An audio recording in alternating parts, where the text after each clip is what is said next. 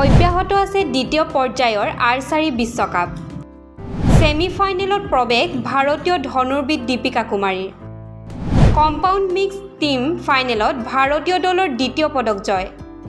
স্বৰ্ণ পদক অৰ্জন কৰিলে মহিলা কম্পাউণ্ড আৰ্চাৰী দলে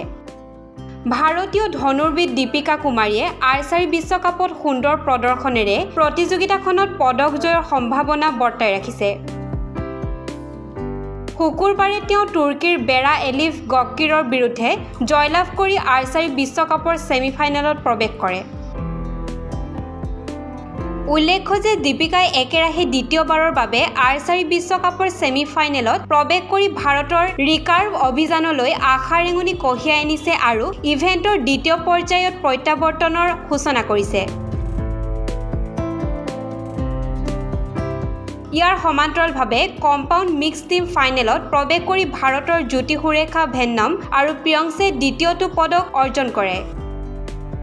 সপ্তাহটোৰ আৰম্ভণিতে জ্যোতি পাৰ্নিত কৌৰ আৰু অদিতি স্বামীয়ে ইতিমধ্যে কম্পাউণ্ড মহিলা দলৰ ফাইনেলত স্থান দখল কৰি ভাৰতক প্ৰথমটো পদক জয়ৰ আশ্বাস দিছিল তদুপৰি ব্যক্তিগত প্ৰতিযোগিতাত যুৱ কম্পাউণ্ড আৰ্চাৰ প্ৰথমেশ ফুগেও সেমিফাইনেললৈ আগবাঢ়ি যোৱাৰ পিছত পদকৰ বাবে প্ৰতিদ্বন্দ্বিতা কৰিছে সমগ্ৰ বিশ্বৰ ভিতৰতে ২ নম্বৰ স্থানত থকা ভাৰতীয় কম্পাউণ্ড মিক্স দলটোৱে ব্যতিক্ৰমী নিখুঁততাত প্ৰদৰ্শন কৰি সেমিফাইনেলত দক্ষিণ কোৰিয়াৰ জ্যোতিহান চেউংগিয়ন আৰু য়াং জুৱেনক ১৫৮-১৫৭ ব্যৱধানত কথমপি পৰাস্ত কৰে আনহাতে সোণৰ পদক জয়ৰ আশ্বাস দিয়া জ্যোতি সুৰেখা ভেন্নাম পৰ্নিত কৌৰ আৰু অদিতি স্বামীৰে গঠিত ভাৰতীয় মহিলা দলটোৱে দক্ষিণ কোৰিয়াৰ ৰিয়েছেঅনত অনুষ্ঠিত ফাইনেলত তুৰ্কীৰ ওপৰত আধিপত্য বিস্তাৰ কৰি একেৰাহে তৃতীয়বাৰ আৰ্চাৰী বিশ্বকাপৰ স্বৰ্ণ পদক অৰ্জন কৰে